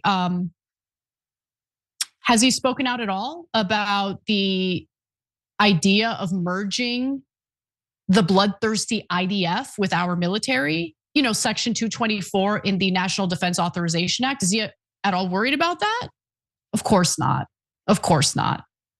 Of course, the whole point of Section 224 is to ensure that Israel is able to exploit our military and its resources with less transparency, because the American people don't want to have this relationship with Israel. They want to stop sending Israel billions of dollars every single year as part of the memorandum of understanding.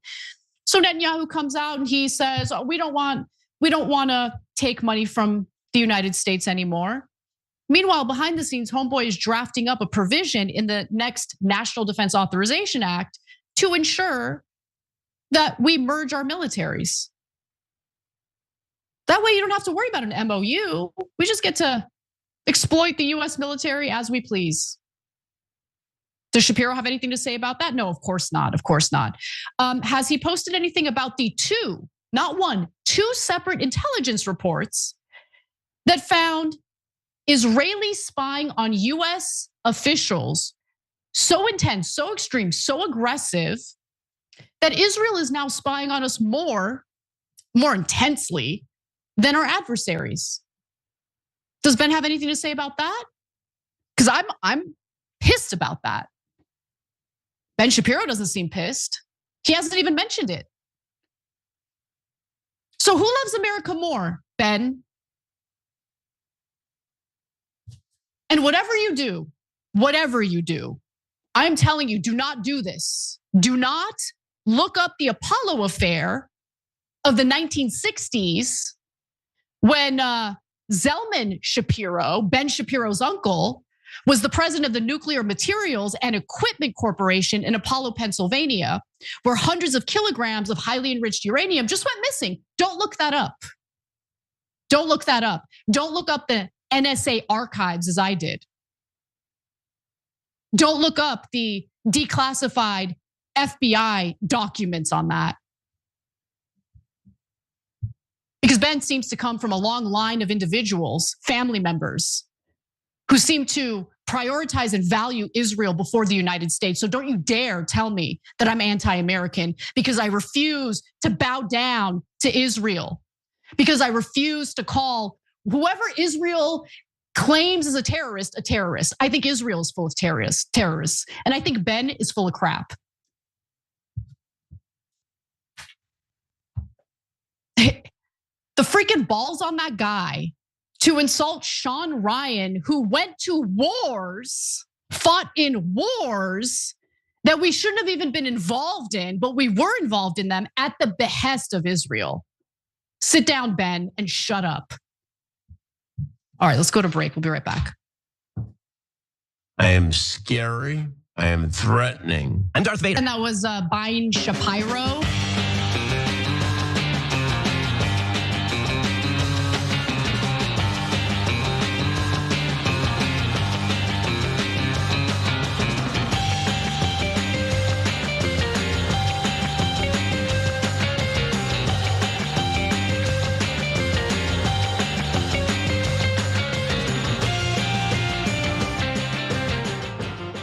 All right, everybody. Oh, well, I did not expect to get as enraged as I did during that story. All right, let's go to our Twitch section. AJ Nestor says Trump's best play could easily be to just say enough with Israel and shut it down and let them reveal whatever they reveal. That would be his best play. I don't think he's going to do that, though. Like, I would not hold my breath on that. Ryu Rao says, that's a good enough reason. I want the Knicks to win for the history of it and because I want to see what happens in New York City. Sure. I don't even know who the Knicks are. Who are the Knicks playing? Or it's basketball, right? Okay, anyway. Bird and Dragon says, I gotta bet that the word Israel is in the first 5 sentences. I don't know if that's a reference to me and what I choose to cover or if it's something else. But yeah, we're gonna cover Israel a lot on the show because they're involved in every major issue that's happening in the country right now, with the exception to some extent of the immigration policies that Trump has carried out.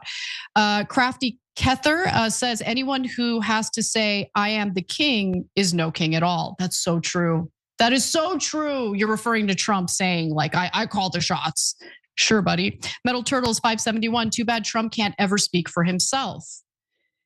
I don't know. He seems to try to speak for himself all the time and then manages to dig himself into various holes. But I mean,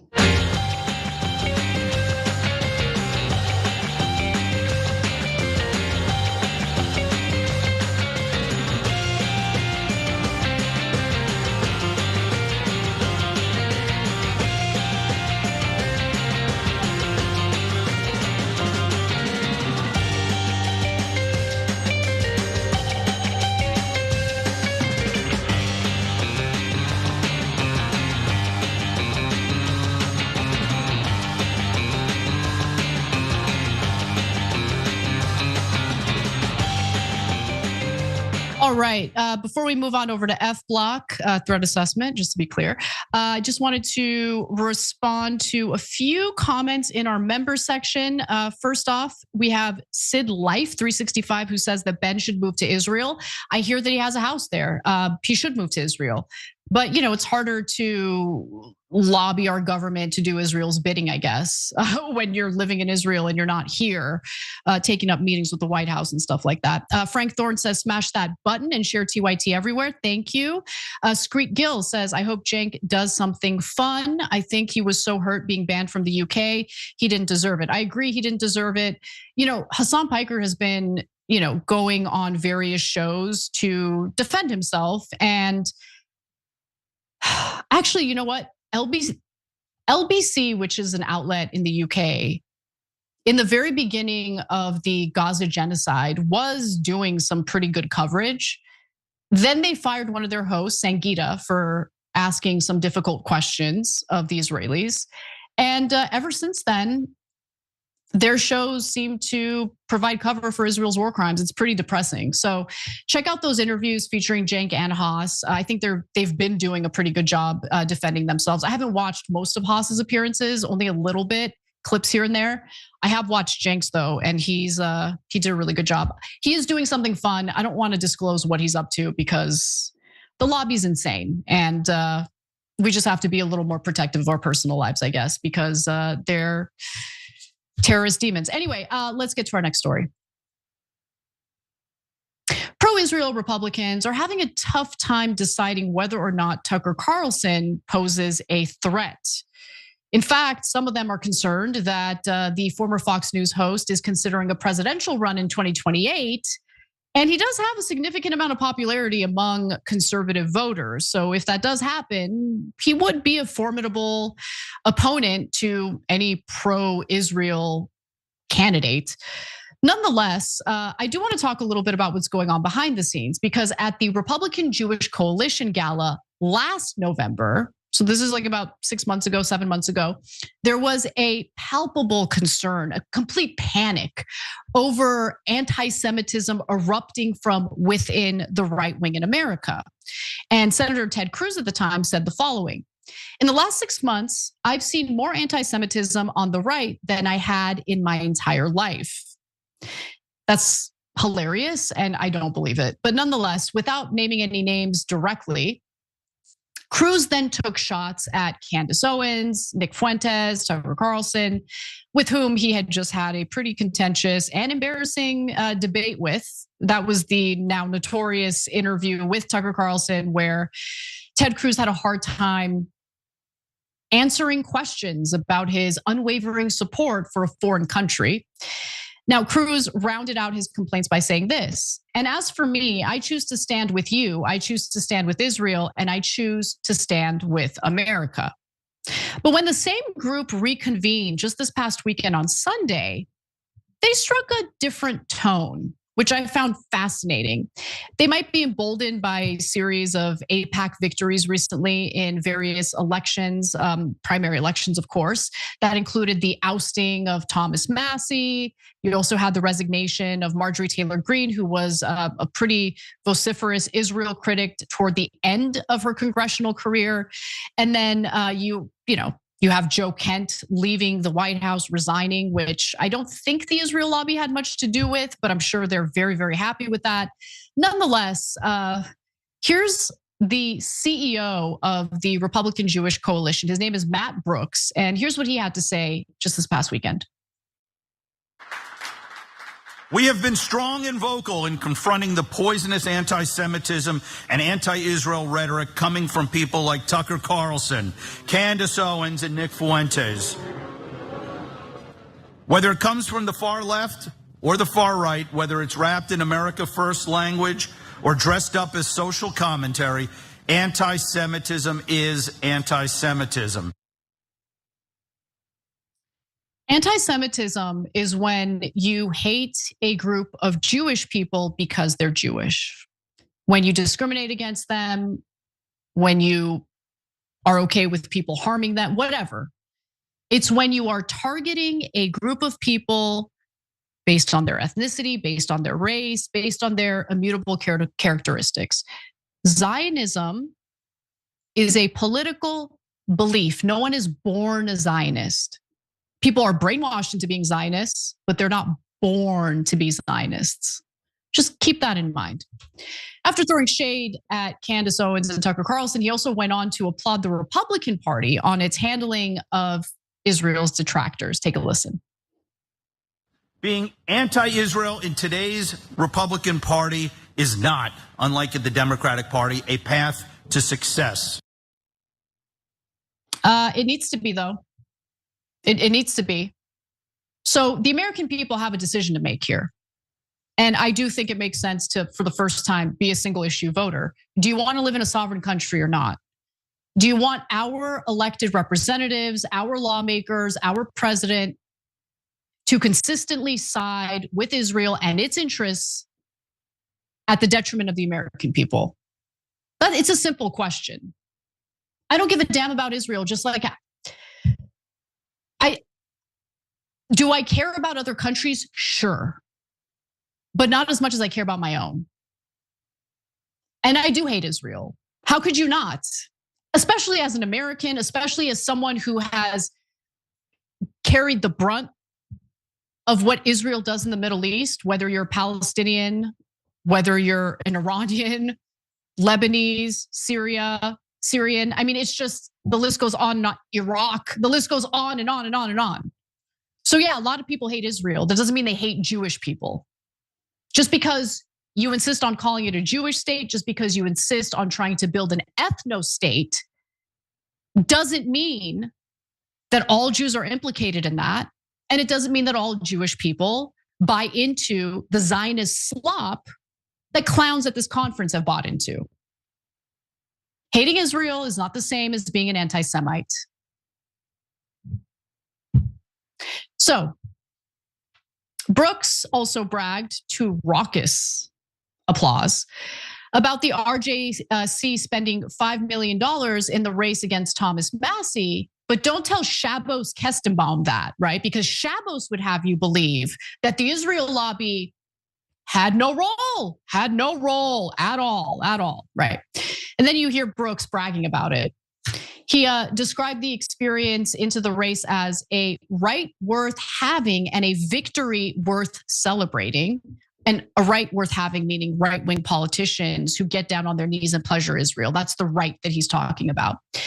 But some on the right are not as convinced. And in fact, some are worried that Israel's critics haven't been sufficiently purged from the Republican Party, and they specifically cite Tucker Carlson.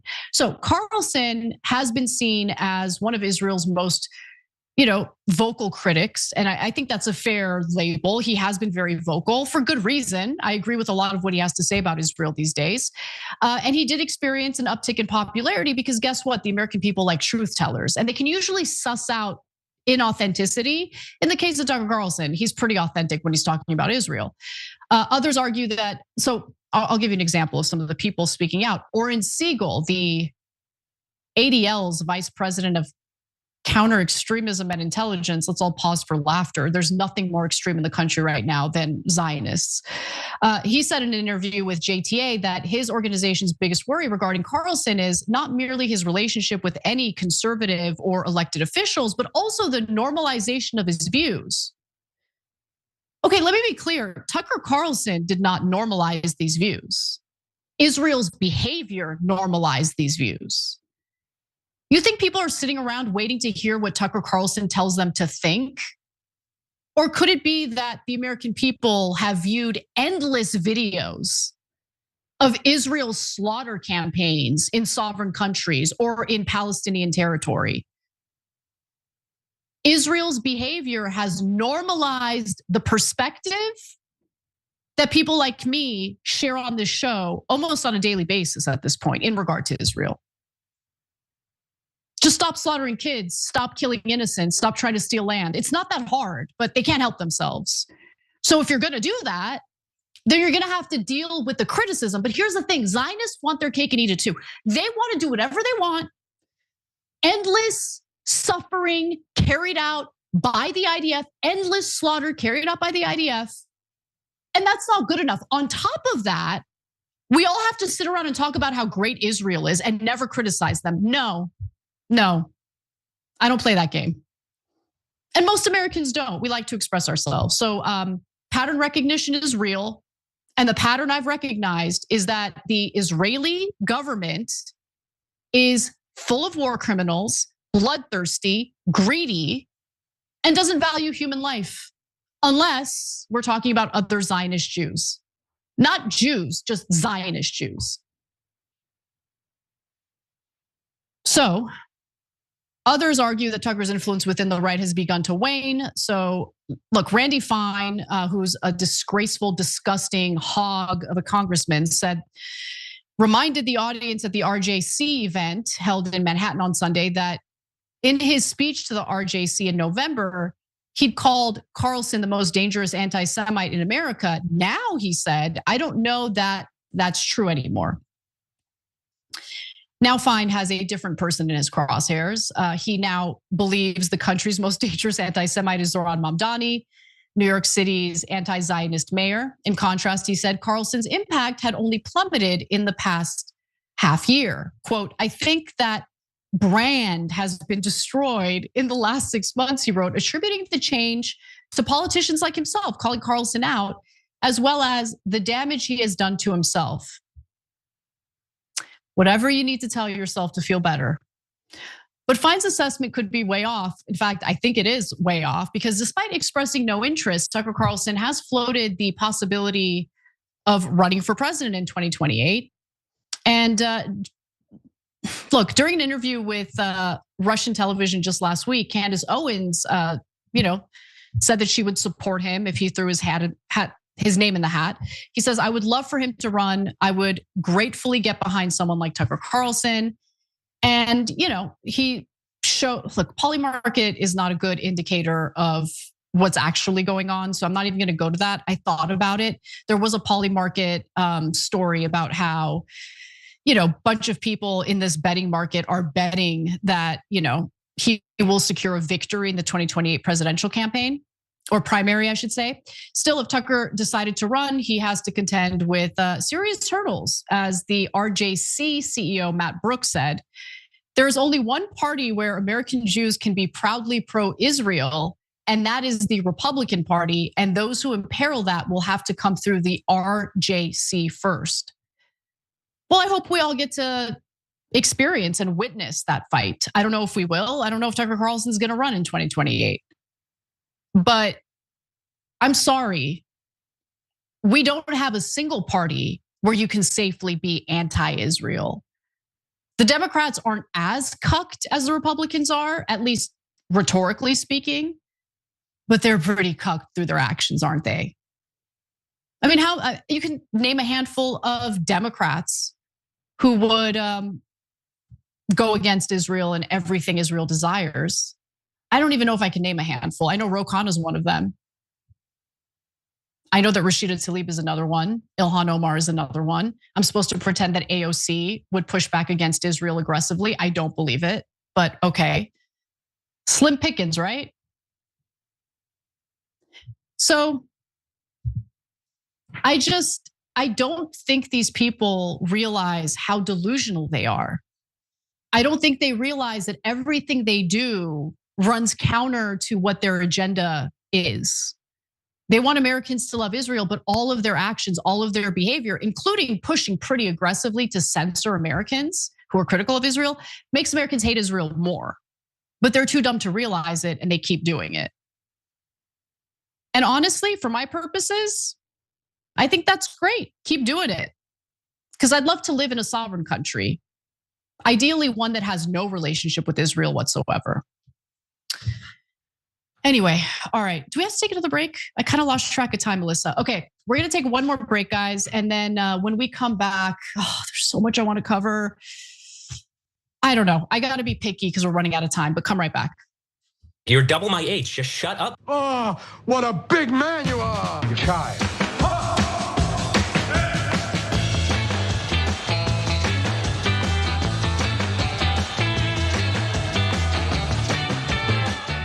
All right, everybody, welcome back to the show. Screet Gill in our YouTube member section says, Benoside Shapiro paying Israel $4 billion a year is a bargain. Dumpster Trump, I'm doing you a favor by increasing prices on gas and everything. Short-term gain, short-term pain for long-term gain, right? Now and then again says the government has to say now we're filming hovering metal breach balls all over our cities. It's crazy. No, really, it's effing crazy. I know. Titan of Olympus says, how's it going, TYT fam? Man, we are truly enduring dark times. We sure are. Silver Edge says, Israel doesn't want our aid anymore because they own us now and they're too cheap to give it to them.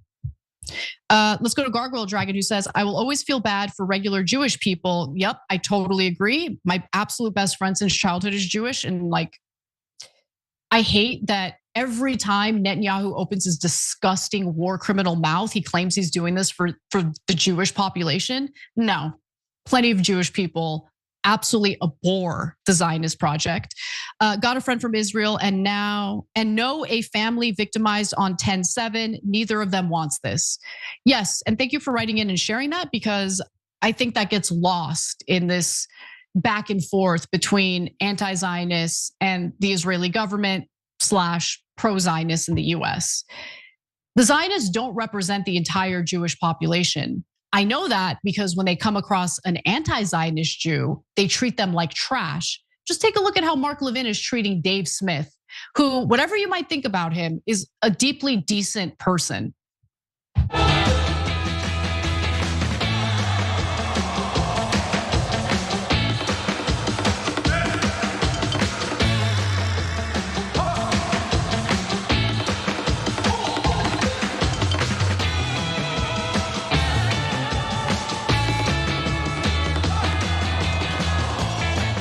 Just want to welcome all our new members, including Cuddy McStab, fun, very fun name. We've got Union Man, Sleepy Dragon, and then 2 anonymous people who just purchased memberships. Thank you so much for supporting the show. I'm really looking forward to my interview with Trita Parsi in the members only bonus tonight. Make sure you guys tune in. Now, with that in mind, let's do one more story because I wanted to give you an update on warrantless wiretapping, which is a problem. The Trump administration has now thrown a monkey wrench into its plans to authorize more warrantless, yes, warrantless, surveillance of the American people. You know what that means? That means allowing government officials to spy on Americans without getting a warrant from a judge first. And that monkey wrench, by the way, is Bull is actually a perfect name, but Bill Pulte. Bill Pulte. That name's been coming up a lot lately. So let's talk about that. So this all has to do with Section 702 of the Foreign Intelligence Surveillance Act, also known as FISA. So Section 702 allows the federal government to spy on people overseas who are utilizing American communication systems. But there's a huge catch.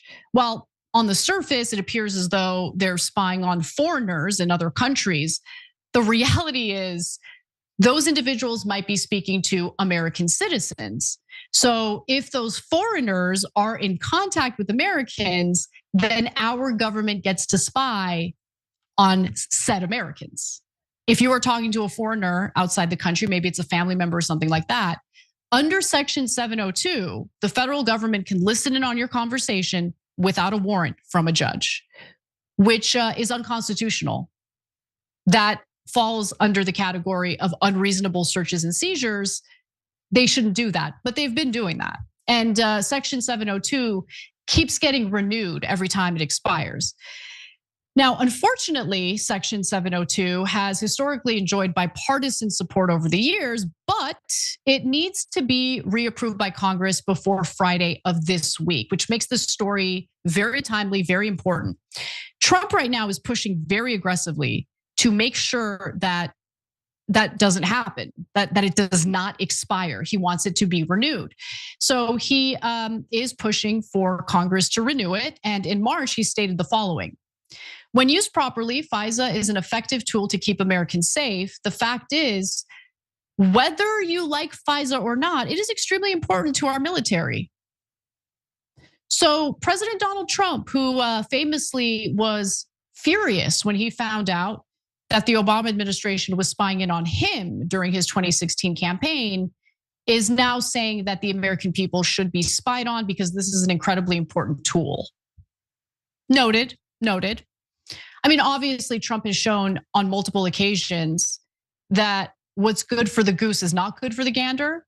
So he expects special treatment, of course, but for our purposes, spy away. On Sunday, Secretary of War Pete Hegseth went to bat for Section 702 because of course he did. At a time of growing threats around the world, Congress should be strengthening the tools that protect our nation, not weakening them. Reauthorizing Section 702 is about protecting Americans' privacy and protecting American security. Right, I'm sure you're very worried about Americans' privacy and security, Hegseth. He finishes that off with, we can and must do both, right? I've never felt less safe in terms of national security under the leadership of Donald Trump and the weekend anchor at Fox who had a drinking problem and was very abusive to his former wife. But anyway, allegedly, other Republican senators who have opposed an extension for Section 702 include John Kennedy, Josh Hawley, Rand Paul. Those are the Republicans, among others. But until very recently, it seemed as though Section 702 would still be reauthorized, like very little challenge to that, right? However, Trump decided to appoint Bill Pulte as Tulsi Gabbard's successor as the director of national intelligence. And it appears that Republicans are worried about that, and it's making them rethink Section 702. So Pulte, who now serves as the acting director of national intelligence, is widely seen as unqualified for his role because it turns out that he's, unqualified for his role. Like, homeboy's a real estate developer with no intelligence experience whatsoever. None. Like, what are we doing? What are we doing? Before this, he was working in the Trump administration and will continue working in the Trump administration on housing regulations. So, look, Trump has given some mixed signals on Pulte. So on one hand, he has suggested that Pulte is only a temporary stopgap until we find a replacement for Tulsi Gabbard, real successor to Gabbard. But on the other hand, Trump seems excited at the idea of Pulte investigating claims of voter fraud in the 2020 election because Trump is a child. He's the current president and can't let 2020 go. So who knows? Who knows? All we do know is that right now, Pulte is the acting DNI. And so either way, Section 702's friendly, 702 friendly Democrats have also revolted after Pulte's nomination, but I give them no credit. These people are total clowns. If you're a Democrat who decided to greenlight our federal government spying on American citizens without a warrant, you're trash. To now say like, oh, now we're worried because it's going to be Bill Pulte, you're trash. If you're a Democrat who supported this and then suddenly pretended like it's a big deal because Pulte is in the mix, you're a traitor to the American people. You are totally okay with government officials spying on American citizens without a warrant. Get a warrant. Why is it so difficult? Get a warrant, but God forbid. So now Senate Democrats have pulled their support for the extension. Now they have, except John Fetterman, because among the members of Congress who will be remembered in the trash bin of history, Fetterman is like a prime candidate, like prime example of that. So time will tell what happens to Section 702. I don't know if there are enough votes to avoid reauthorizing it, but we will have some more updates as this story develops. Now, in the bonus episode for our members, which we're going to head over to in just a minute, I will be interviewing Trita Parsi. He's the co-founder of the Quincy Institute for Responsible Statecraft. He is also an expert on Iran and is always a good interview. So I have a lot to ask him. I'm so curious what he has to say. So stick around for that if you're a member. If you're not a member, you can become one and listen to that interview by going to tyt.com/join.